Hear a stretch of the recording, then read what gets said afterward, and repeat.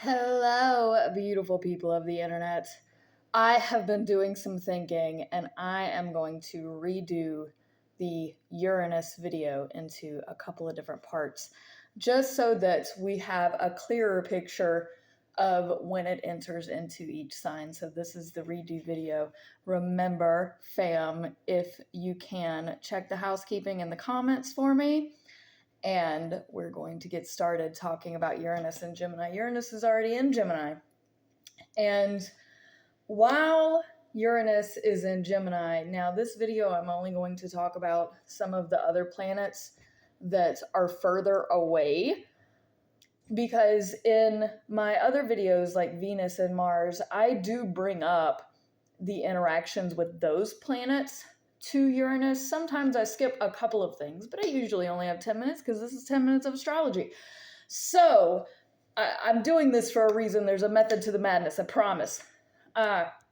While Uranus is in Gemini, Pluto is going to be in Aquarius, Neptune in Aries, and Chiron in Taurus for the most part. Now, I know at this very second that I am filming this, Chiron is in Aries, but for the purposes of this video, because we're talking about the future, I am going to talk about mainly when Chiron is in Taurus. So, for those of you who don't know, Uranus is the planet of electricity and chaos and telecommunications, especially. Like, think about our electric grid and, online banking. So, this planet affects a lot of things technologically. It's about innovation, it's creativity. Now, with Uranus going into Gemini, holy wild card, because we have other holy wild cards that are happening. So when it feels like everything is coming at you from every direction and you don't know which way is up, that's because of all the planetary things that are happening. Uranus is a planet of chaos. It's ruled by Aquarius, which I call the wild card of the zodiac. And it's going to be in another air sign, which it does like, in Gemini.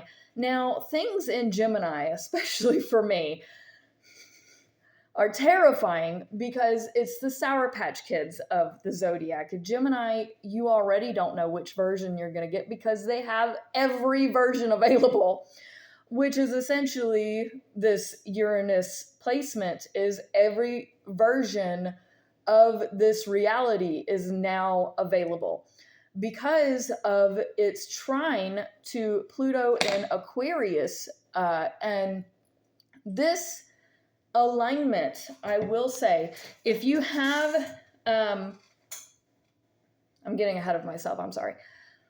So Pluto in Aquarius is already transforming society as a whole. And in Aquarius, it's the wild card.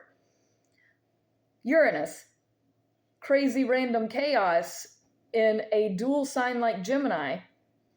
So we have both of these major planets doing changes in society and in our world and with our technology and things that's blowing our minds.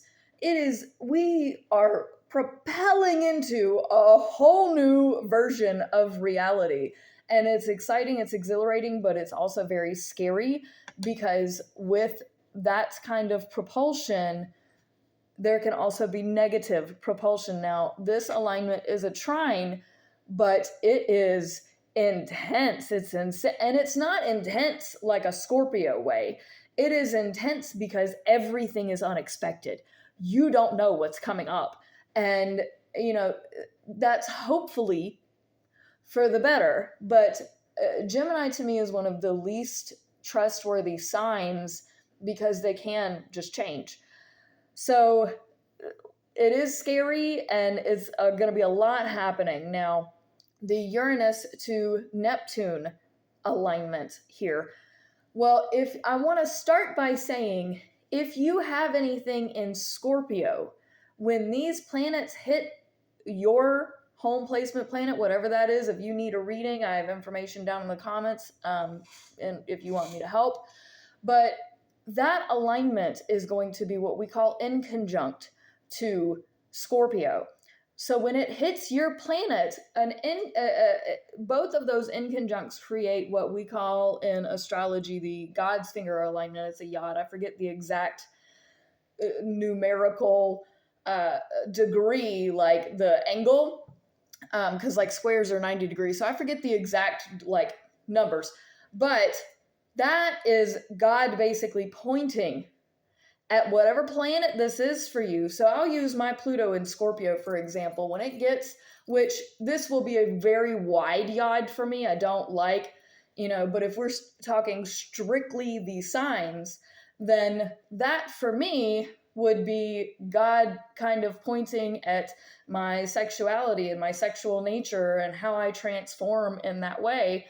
And now with Uranus pointing at something like that in Scorpio, and Neptune, which is like the ethereal nature of God, which is angry because it's in Aries, pointing at Scorpio, it's going to point out any delusions that I have about my experiences, and saying that out loud is like, I don't know, because it's Uranus and Gemini, so I don't really know what's going to happen with that. So that's a very powerful, intense pointing out kind of where I am in that sensual nature. I don't like talking about those things publicly, so I'm not comfortable going any further. But the point being is that whatever's in Scorpio is going to be pointed out in a way that will kind of take your breath away and make you step back and really reevaluate and question who you are. And Neptune and Aries, I do have a video on Neptune. I may end up redoing that too. But the Neptune and Aries is basically a spiritual war on God. And that meeting with Uranus in Gemini is, I definitely see a lot of war happening randomly. And, here we have allies and here we have enemies. And then they switch lines and then everybody's angry. And then, your head is going to be spinning. We're coming into a time where everybody's head is just spinning. We are rocketing off into space, into the galaxy on a floating rock. We have, just enjoy the ride. I also want to bring up the alignment with Chiron that's going to be in Taurus. Now, this is the one that's not happening right at the second as I'm filming this. This is coming up later, but it's still relevant. So when we have this alignment, it is going to be called a semi-sextile. I do have a video on Chiron and Taurus. If you check the housekeeping in the comments, I have a link to my astrology predictions playlist where I have everything spelled out for the next 20 years if you want to take a look. Some videos are better than others. Anywho, the Chiron and Taurus is basically healing your home, healing your values, healing yourself. You have to get your own house in order before you tell somebody else how to run theirs. And that is going to be learning from this Uranus in Gemini, which is this crazy chaos, which is basically, you're never going to get your house in order, sweetie. Hate to tell you, you just need to stop judging people. You just need to be open and be flexible. I've been telling Tauruses, you got to remain flexible. Now, this particular alignment is, I'm not going to say a lot of movement, but it is a lot of communication and like your boundaries are set with what you feel is healthy, but then throw that out the window when you go party and have a social life. Like you have to, and it's not, Libra is like balance your life, but Gemini here is have every thought, think about everything, just go through. Why not take the time to overthink and then not think about it at all and then forget about it? And to Taurus, to Chiron and Taurus is like, well, that doesn't, it doesn't feel healing, but it will be again, we're coming into some really strange head spinning times. So like, if you think it's wrong, it might actually be right. And if you think it might be the right thing to do, it's probably wrong. You can't win. So growing up, my mother used to tell me, make a decision. Either way, you're wrong. And with that, I am going to close this out by saying, please press all the buttons. Thank you so much for watching. Peace out, fam. Much love. And if you need centering, or if you need some guidance through these times, you can reach out to me directly. Facebook, Instagram. You can leave a comment. We will figure out how to get in touch with one another. Don't you worry. But yes, enjoy the ride.